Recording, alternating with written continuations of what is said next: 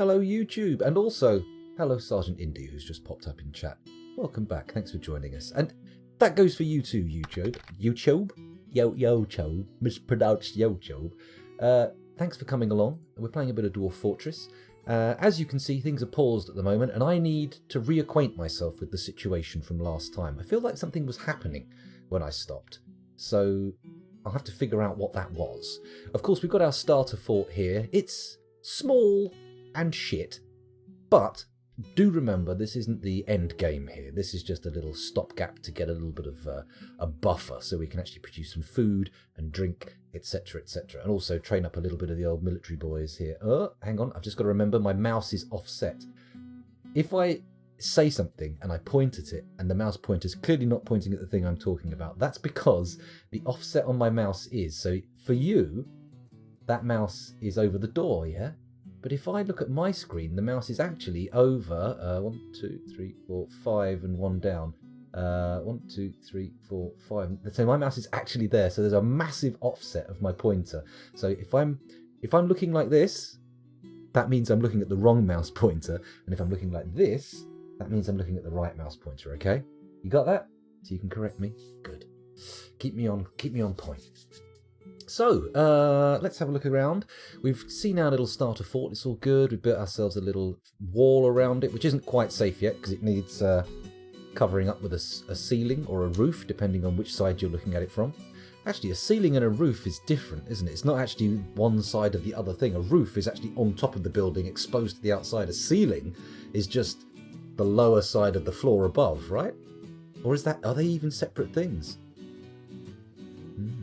The philosophy of architecture.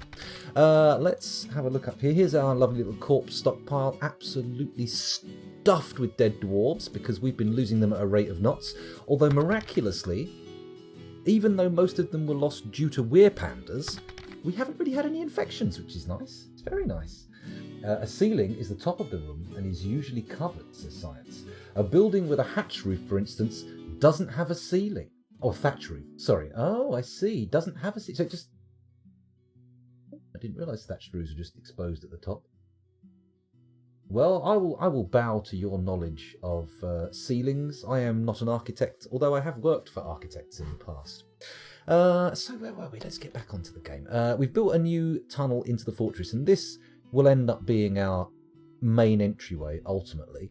I've built this little trap side corridor here. We're going to have this gated off by what's faces, you know, the things that do that. Drawbridges. That's the one. We're going to have it gated off by drawbridges, so anybody who comes in has to come through the trap corridor. That's going to be fun. And then we're building this little bridgerino across the volcano, and we'll probably have some kind of drawbridge type affair going on here as well, just so we can plop any baddies, any enemies directly in the lava below. Just for funsies, you understand. Nothing serious. So yeah, that's about as good as it goes. I'm going to have a quick look down our mine shaft as well to see what kind of stuff we've exposed. It's all looking very normal at the moment. Is that all obsidian? Oh, we're going to have some beautiful obsidian artifacts in this fortress, let me tell you. And then, wow, there's some abundant stuff around here. Look at this. Marble, is this just gemstones? What is this? Malachite. Ooh, copper ore. I just saw a picture of some polished malachite on Reddit. It was quite pretty. I'm going up again, aren't I? Which way am I going now? Is this down? I was going up. Shit, this is down. Okay, so we've gone down pretty low, at least 30 levels, and we have not spotted a single cavern. Now, I have generated the world with only 2 cavern layers to try and glean us a few more extra frames per second, obviously. But I don't know if we've just completely bypassed the caverns. It could be the case. Did you hear that there's a new Rockstar launcher and they're offering San Andreas for free?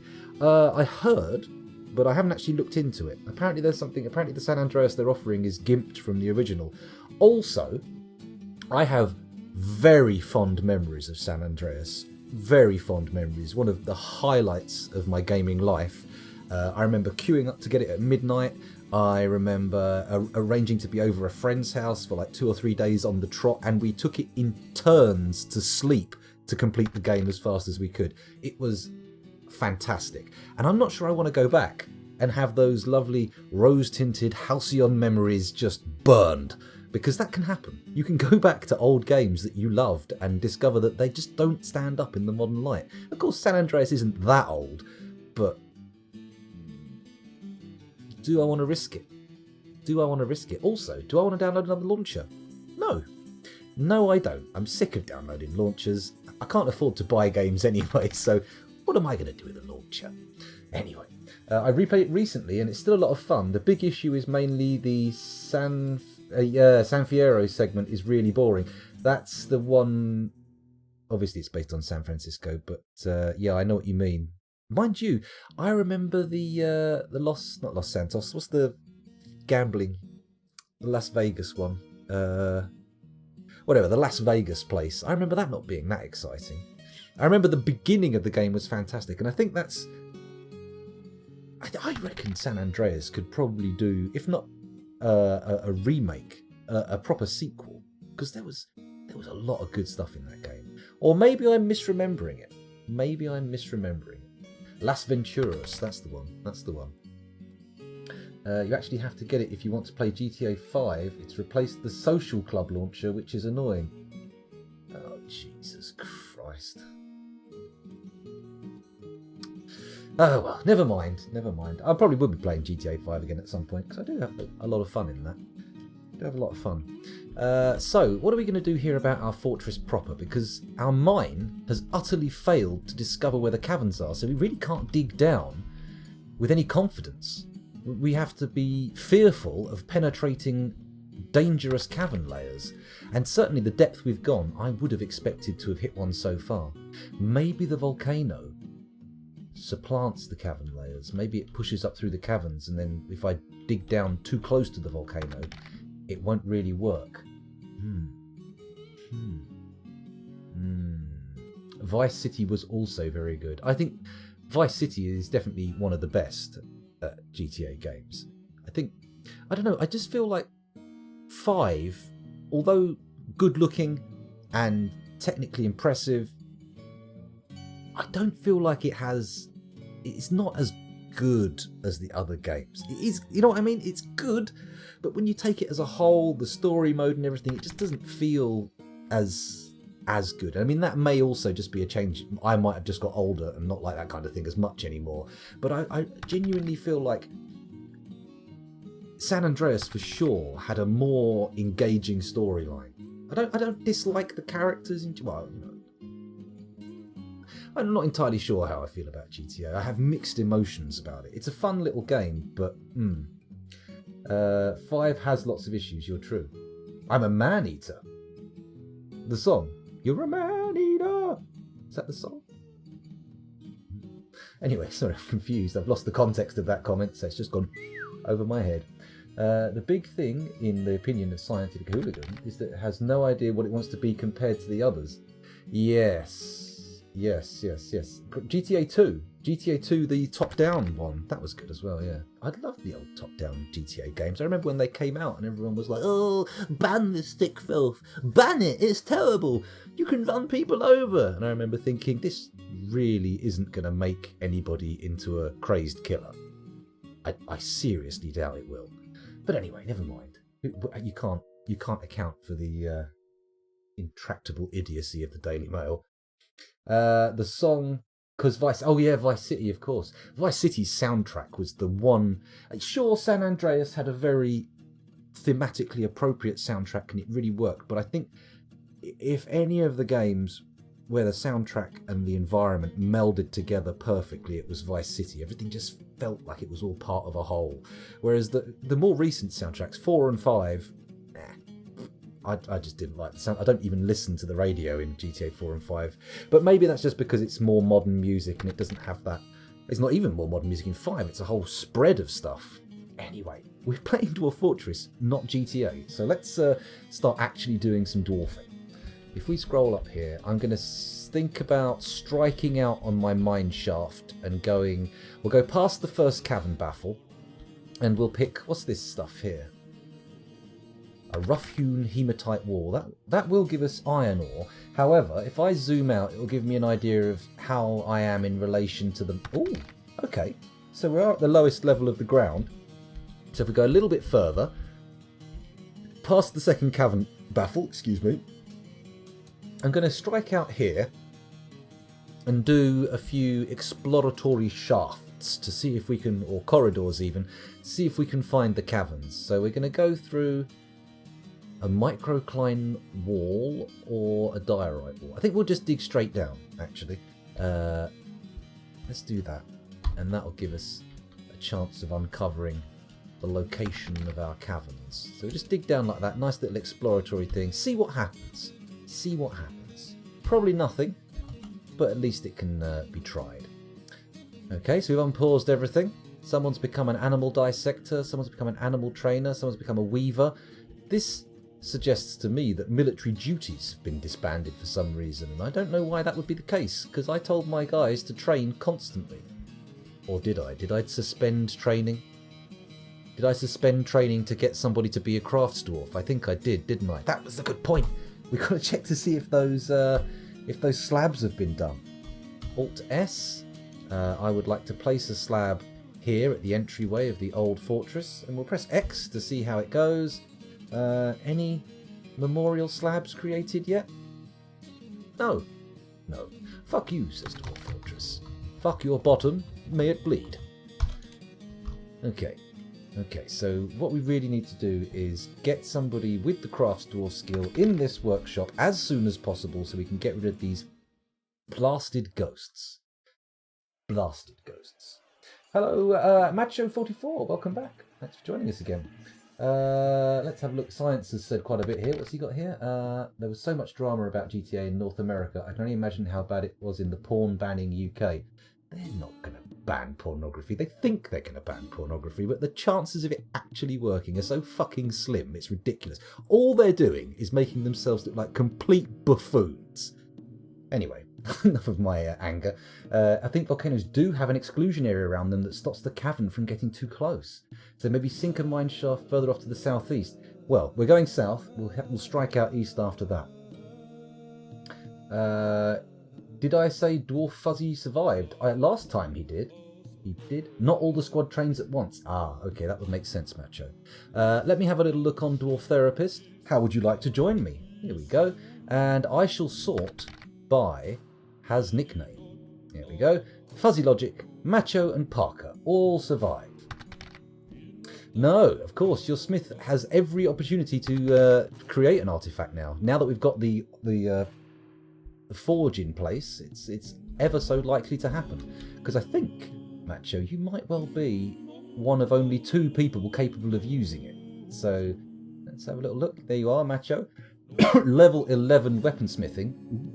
Very nice. Very nice. And then we have someone else who's level 11 blacksmith, but he's not making weapons or armour, so what do we care about him? Let me just quickly check the crafts thing. Stone crafting. Is it stone crafting or engraving? Hello, Firehawk. Welcome back. Thanks for joining us again. Is it stone crafting, masonry, or engraving, stone detailing that you use to do the slabs, the memorials?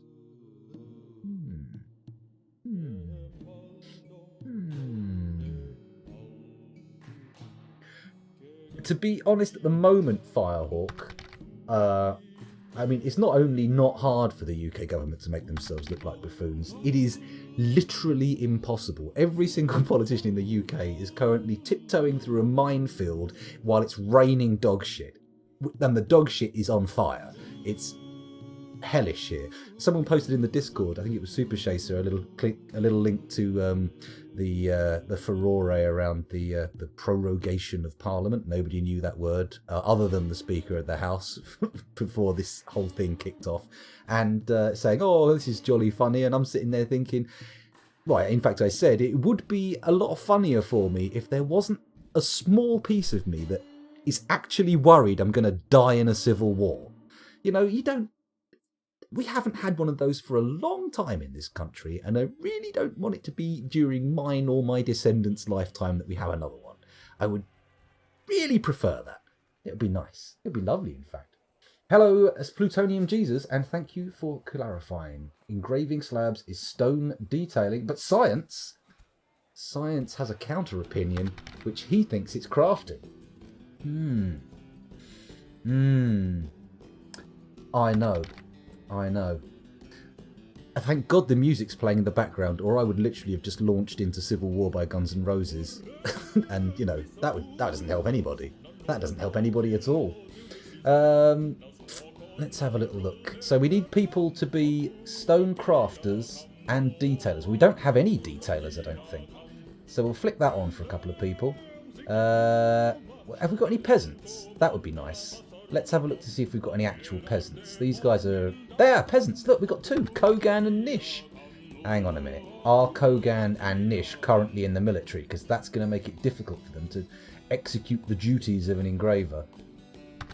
Doesn't look like it. Oh, sweet. We've actually got free peasants. I say free. They're peasants. So by definition, they're not free.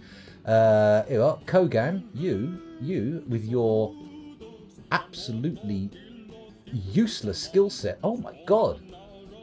You were meant to be a peasant.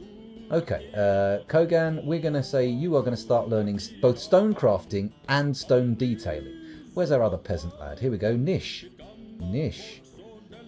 He was very good on the MASH report, I have to say.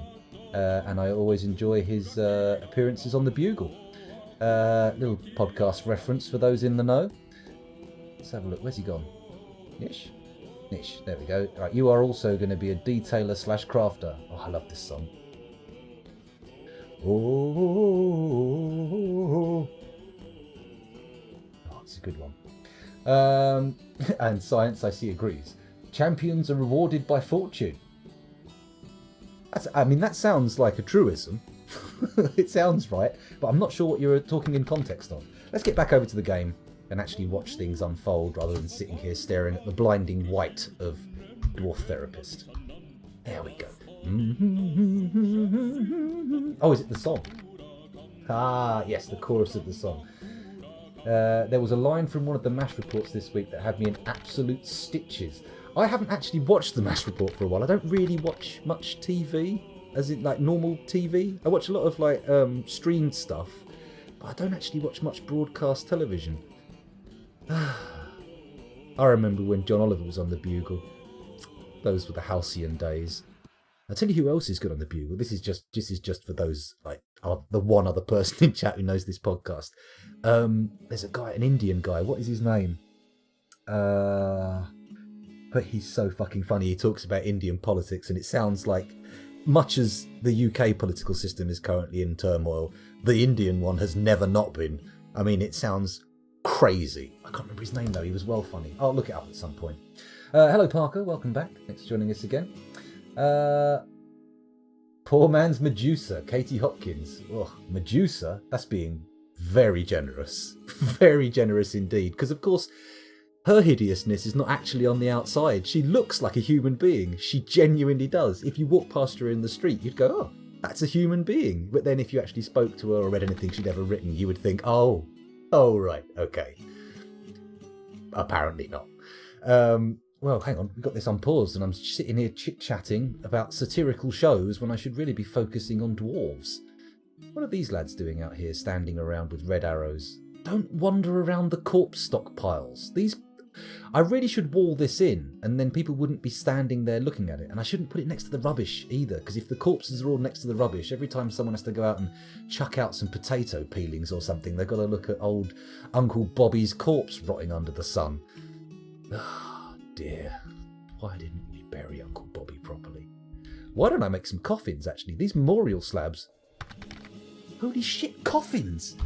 The answer was staring me right in the face. I mean, it's not that there are no coffins here, but still. Coffin. Construct rock coffin. How many do I want? I mean, it would make sense to do a perpetual order, but let's have 50.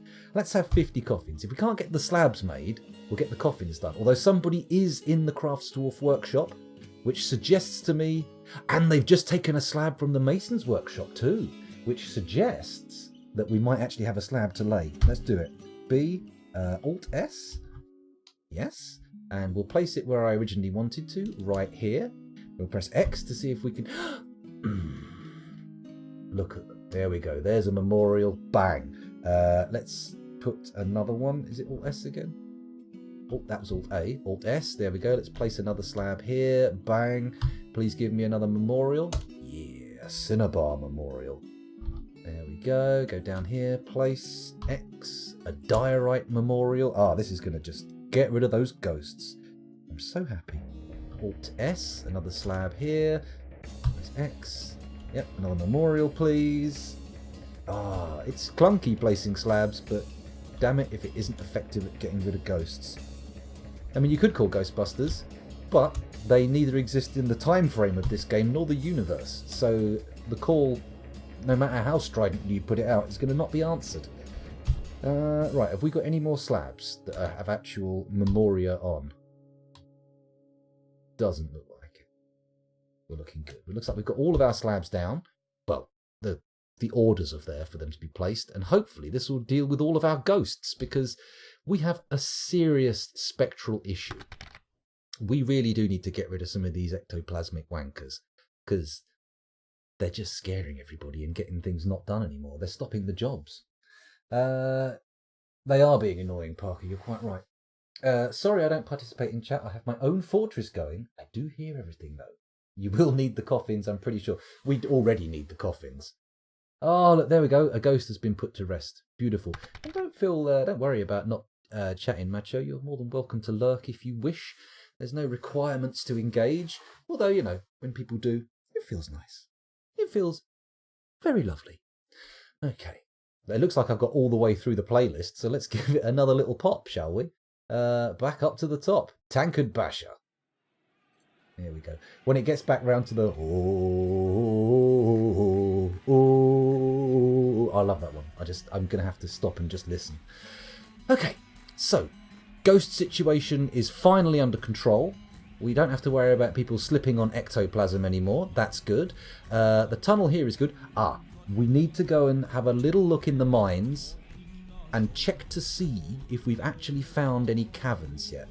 Okay, I've got to admit, not the most effective tunneling technique. Let's go take this to the east. There we go, and we'll go like that. See what we find. We might find a cavern, we might not. Although, having said that, if the volcano does crowd out the caverns, and it means that we won't actually strike a cavern digging within the volcano radius, maybe I should just say fuck it and start digging out the fortress. I mean, normally that's not my style. Normally I'm an incredibly cautious, indecisive man. But, could be good. What? We can't brew anything? Oh, we need a storage item. Okay, let's put some more... Is it pots or jugs that you can store stuff in made out of stone? Because I can't be asked to keep cutting down trees. Fuck it, let's cut some more trees down. Oh, look, we've got tons of wood. Let's just make barrels. JMQBARREL.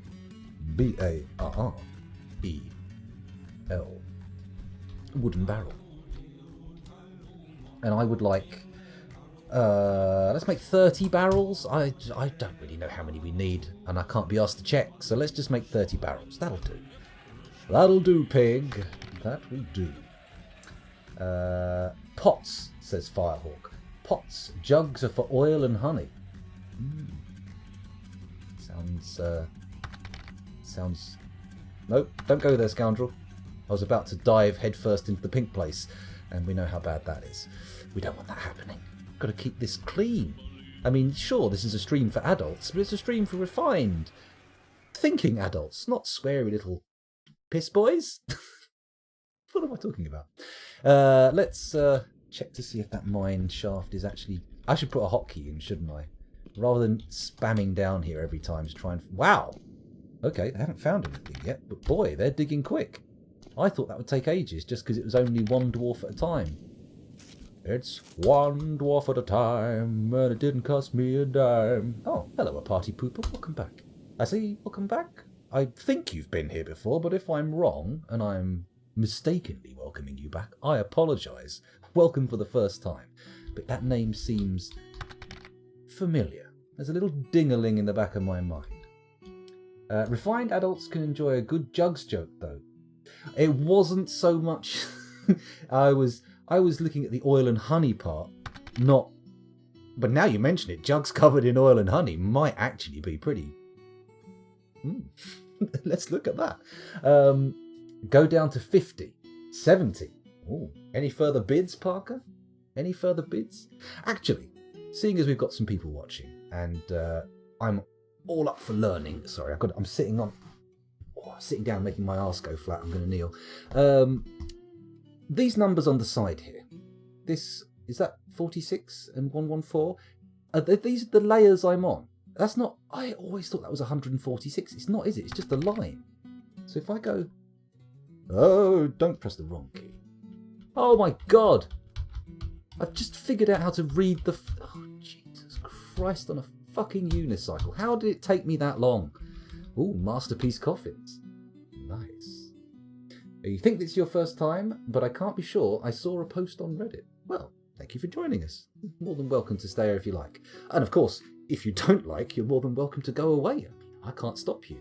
I mean, technically, I could probably look up your IP address and do a lot of detective work to figure out who you are and hunt you down and drag you in front of your computer and put clockwork orange clips in your eyes. But that's a lot of fucking effort for very little, just one view. Sorry. Much as I appreciate you being here, you're just not worth that much effort.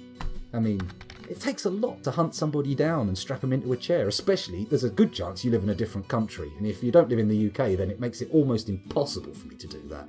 I mean, I can't afford a boat or a plane trip, and swimming is out of the question, especially across the Atlantic. I don't think anybody's ever swum across the Atlantic. It seems unfeasible. I mean, English Channel, sure, no problem. People have done that. I think someone recently just did it 10 times on the trot, backwards and forwards, because they're a fucking maniac. But, you know, swimming across the Atlantic, tall order. Tall order indeed. I suppose you could do it in stages. Or you could swim the equivalent of the Atlantic in a pool, but that's not quite the same, is it? It's not quite the same. There's no chance of being dragged to the depths by a kraken. Is that even possible in the real world? I suppose if you consider a giant squid a kraken, maybe, but they don't really eat people, do they? Has anybody ever been eaten by a giant squid? I suppose we wouldn't know, would we? They'd be at the bottom of the ocean. How would they tell anybody? Anyway, I've digressed drastically from the format. Let's get back into this. So, Parker, you said level 50 and then you said 70. Are you thinking the depth? It might have happened. Someone might have swum across the Atlantic. Holy shit. Somebody hit the wiki. Find out if that's true. Hit the wiki, the Wikipedia. Find out if that's true. Not that Wikipedia is any guarantee of veracity, but you know what I mean. I would like to know if someone has actually swam the Atlantic. Imagine the fucking... They must have had arms like... That's just the... Oh, God. Anyway, enough. I can't be bamboozled by the idea of people swimming the Atlantic. I've got to get this cavern located. So let's dig down here. Ding-a-ding-a-ding. Dink. Oh, no. There we go. Dingly-dingly-dongly. Let's just cut across there and see if we find anything. Fingers crossed. That'll be nice. Nothing beyond 100.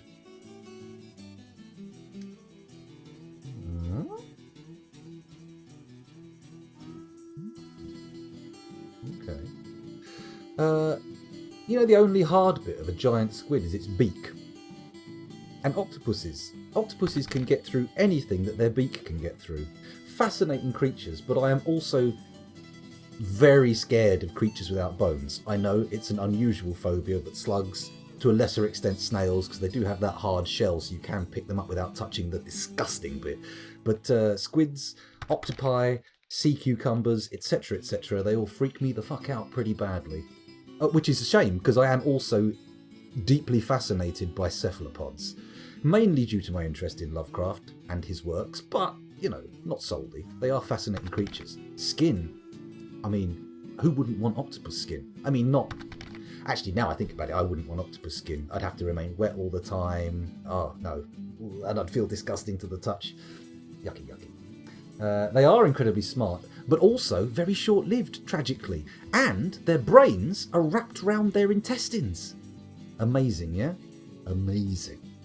You'd only need to swim the English Channel, technically Atlantic also. Okay. To get to you then, I may be able to do it. Finland. This channel is statistically bizarrely popular in Finland. I've had at least, considering the number of people we normally have watching, I've had at least 5 Finnish people in the chat once. Is there something about the format of this stream that is particularly appealing to the Finnish? I don't know. Maybe I taste like salty licorice, because that's the thing over there. Mind you, that's in the whole arc above Europe, the Sweden, Norway, Finland arc. Is that salty licorice stuff popular in Denmark as well, or are they too far south for that madness to propagate? I wonder. Lakritz, isn't it? So where are we? Try again. They understand how to solve really complex problems and will cover up evidence of stuff they do. Yeah, well, that makes them even more terrifying. I once wrote into a magazine called Bizarre in the UK, which had all sorts of, like, it just focused on weird stories and stuff like that, because they had we'll do some research thing for you. And I asked them if it was true that octopuses can climb in and out of their tanks when they're sort of kept in captivity, or if they can come out on the land. And not only is it true, they found a story, they replied to my letter in the magazine, they found a story about octopuses that were in an aquarium in a science lab, being studied for their intelligence, and there was another tank full of crabs, and the people were coming in the morning after going home at night and leaving the lab unattended and finding these crabs were vanishing. So they set cameras up and they saw that the octopuses, that's incorrect, the octopuses were climbing out of their tank by opening it up, getting across the floor into the crab tank, eating the crabs, climbing back out of the crab tank and into their own tanks and putting the lid back on. I mean, oh God, imagine coming into work early and accidentally putting your foot in one. Oh, no, there is something far worse. Jellyfish. This is true. When I was probably about 13, 14, my parents took me on a holiday to France. And we had to cross a bridge that was going over a sort of, what's it called where the sea meets a river? Not a delta, that's a great big thing. Estuary. We were walking across this big bridge that went across an estuary, and there was a huge bloom of jellyfish that was just filling the water below us. And I was nearly sick, and my legs went wobbly and gave out underneath me, just because I looked over the edge and saw them and knew they were below me. That's how scared I am of shit without bones. I don't know why, it just is. Just the case. Anyway, sorry. Lakristi and salmiakki, salty licorice. I think the latter is popular in the Finland, Sweden, Denmark and the Netherlands. The Netherlands! See, I've been to the Netherlands, unlike Finland, and in my opinion, now don't take this the wrong way, anyone from Netherlands, the Netherlands is basically like the UK, except everybody speaks 2 languages at least, and a lot of them speak English better than people in England. I really liked it there. It was very nice. I've only been like twice, New Year's and then another trip to summer. Both went to Amsterdam, but we did like tours around other areas around Amsterdam. So I know what a polder is, and I know they're not windmills, they're wind pumps, etc., etc. I took the tour. I listened to the guide. Octopuses are really cool. They are cool, but I wouldn't want to be touched by one. That might actually stop my heart. In fact, I was describing the levels of fear in a WhatsApp group the other day that I experience around animals without bones, and I think one of the phrases I used was if I touched them, my buttocks would clench together so fast and hard that they would crack paving slabs beneath me like an anime power stance. That was, I think that was the chosen best descriptor of my fear levels.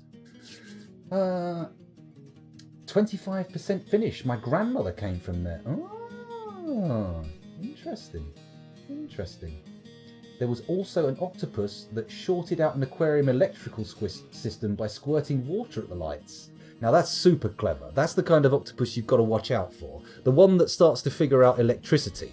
Because, like, it's a good fucking job they don't live that long. Because if they got that smart, it would be like The Abyss all over again. I say all over again, it's a fictional story. It never actually happened. So it would be like The Abyss coming true. I love the film The Abyss. It's really good. Apparently it was a nightmare to make, though. I'm from America, so mind my simple chat messages. They are mentally falling apart. If you bear with me just a second, we can pause this and take a little peek at Dwarf Therapist and have an idea of just how psychologically damaged my dwarves are Which is it? Is it this one? Is it this green square? That's the equipment indicator. Happiness. Here we go. So, right, my happiest dwarf is called Apasi Dimiditashi, and he's fine. His stress level is currently 679, and my next level of dwarves are unhappy, and then we have two who are very unhappy, and this lad here is miserable and throwing a tantrum. Well, Vutok, let's just quickly check to see how important you are in the fortress and whether or not we're actually going to put up with this bullshit. Okay? Okay, Vutok? It looks like your skill set is lacking. How's your military skill? He's killed a turkey. And he has 1 level of discipline. Well, you haven't been using it, have you? Because you're currently going crazy punching people. Not satisfactory. I don't like you. You watch yourself, Vutok. You might be out of the door as quick as I can get you out. He says, and then ignores him entirely and goes back to staring at the fortress as all of his dwarves mentally crumble. Ooh, sacrifice to the volcano. Now, that's not the worst idea I've ever heard. I mean, we have previously done fortresses where I intended to enact a volcano-based religion focused around sacrifice. But then we discovered we couldn't chuck babies in, and I kind of lost the thirst for it, you know. If you can't chuck a baby in a volcano, I mean, you're not going to have much luck chucking an adult in, are you? They're just so much more difficult. Hello, Revak01. Smash dissidents with a bridge. Now, there is an option. There is an option. I mean, we could go the whole hog and smash them with a bridge into the volcano. Now, I don't know if it's possible, but I'm imagining it might be feasible to try and time a thing. So you lift up the drawbridge, you fire the dwarf into the air, and then as they fall, just as they get to the point where they're passing where the bridge was, bang! Knock them down into the magma. That'd be fun. I don't think it's a practical solution. I mean, it probably is easy just to push them out of a cage into the magma, or indeed just drop them from a bridge, but we'll see. We'll see. And by the way, welcome to the stream. Thanks for joining us, Rebecca. Where were we? And Mud, multi-user dungeon. Don't really know if they're popular here. I only met one Finn in IRC playing Dwarf Fortress, but similar games, Rogue, NetHack, used to be popular here during BBS era. We're learning so much about Finland. If you tell them to be military and have them be stationed on a bridge. That's a good point. The old military ruse. Yes, that's a very good idea. Can we actually do that while he's in the grip of a tantrum, though? Macho. Could you step away from your game of Dwarf Fortress for a moment? You need to account for your dwarf's behaviour. You're throwing a tantrum. What's it all about? Tell me more. Are you not getting enough food? Let's have a look at Macho and see what his situation is. Let's find out why he's getting so angry. Let's sort by has nickname. Go up to the top. Macho. Read. Well, that's his equipment, not his happiness. That's probably going to be not the best way to figure out why he's moody. Let's have a look. What does it say? Within the last season, he felt pleasure seeing a fine trade depot, pleasure seeing a fine table twice, and contentment after eating a pretty decent meal. Shaken after suffering a major injury, euphoric due to inebriation, grouchiness drinking the same old booze, afraid after experiencing trauma, blah blah blah, alarm after seeing a dead body 18 times, and then nothing after seeing a dead body 9 times. Horrified after seeing a dead body, grief at somebody's death, fright after being haunted, tormented, possessed by a dead pet, and indignant after being forced to endure the decay of their spouse. Well, yeah. I feel like there's a level of justification to the tantrum. However, that's not acceptable behaviour, Macho. I'm terribly sorry. We're not going to kill you because you are a namey, and that dwarf has your name now, so we have to treat him with a little bit more respect than other dwarves, and perhaps somewhat kid gloves. But, you know, we'll see what happens. It's probably a lack of ingots. That's true. Wait a minute. Parker, you're not... Parker, you're tantruming as well. What's this? Well, you can't tantrum. You're a miner. You're an important part of the fort. Not that Macho isn't. Macho has a lot of forge-based what are they called? things you have to do, not an obligation. Responsibilities, that's it. Parker, though, you're working in the mines. We need you. We're never going to find those caverns with one miner. You can't if he's tantruming. Darn. Darn, da darn, da darn, darn, darn. Anyway, let's get out of Dwarf Therapist. Oh, here we go. The favourite song's back. Do, do, do, do, do, do, do. Ah. I would just stop playing and listen to it if I wasn't streaming. In fact, I'd put on a beret, I'd light a cigarette, I'd turn the lights down, I'd be going like I was in some kind of jazz club. Probably wouldn't be a cigarette though in a jazz club, would it? Anyway, where was I? I don't think we're going to find the cavern on this layer. We've done a fairly extensive crawl through to find it, but no dice. So this is floor 59. Let's go down to 70, as was suggested. There we go, and we'll have a little peeky poo down here. I'm going to designate an enormous southward tunnel again, and then we'll do the eastward strikeout again, and we'll see what we discover. We'll see what we discover. What time is it, and how long have I been recording for? I've been recording for 41 minutes, that's fine. I am sitting here thinking, I should go to the toilet, but I don't want to do it and leave the stream just unattended. I want to wait until an opportune moment. So maybe in about 10 or 15 minutes I'll pause the recording and trot off to the lavvy. We'll see how it works out. Oh, macho cancels drink. Frightened? Doesn't sound very macho to me. I mean, far be it from me to be a gatekeeper of masculinity, but what were you frightened by? Expedition leader cancels sleep. Horrified. Have we got another bloody ghost knocking around? Let's get in the carving, let's get in the engraving scene and see if we can pop out a couple of the old memorial slabs to placate our spectral brethren. Add a task. Alt-S, engrave a slab. No slab engraved. Shit, ghost.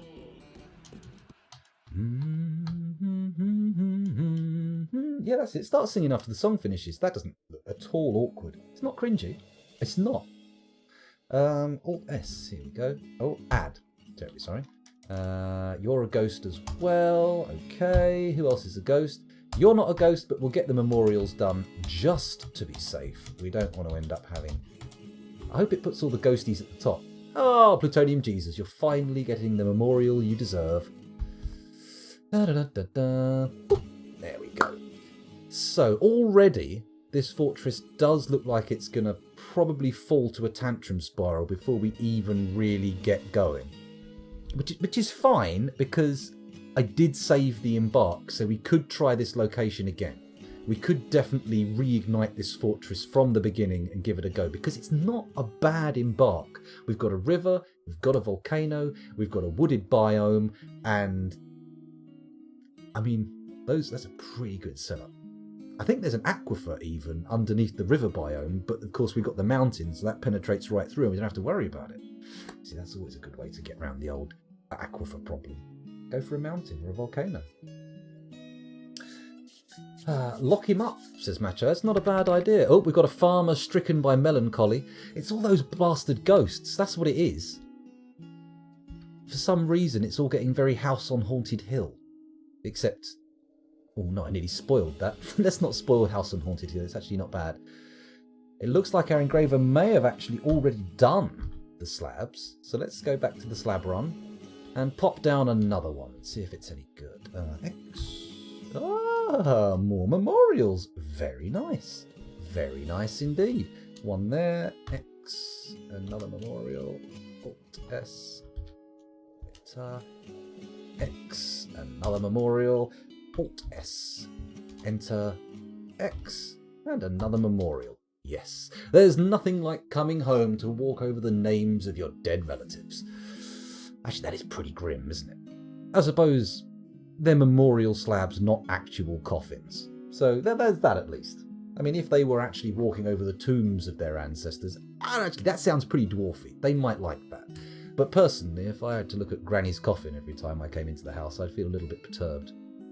Not through any supernatural fears, you understand, not because I believe in ghosties, but, it just feels like there are better ways to deal with dead people. Like, burial, cremation, sky burial. I think, is it in, there's somewhere in Asia. I think it might be Tibet or a part of China, where they take the dead and they go up the mountain and they cut them up a bit, pop them on top of a big rock, and then let the birds eat them, which is kind of nice, you know, being bird food. I mean, obviously it's like hideous, like fucking vultures and buzzards and stuff ripping the flesh off your bones, but still, it's, you know, it's better than being burned, right?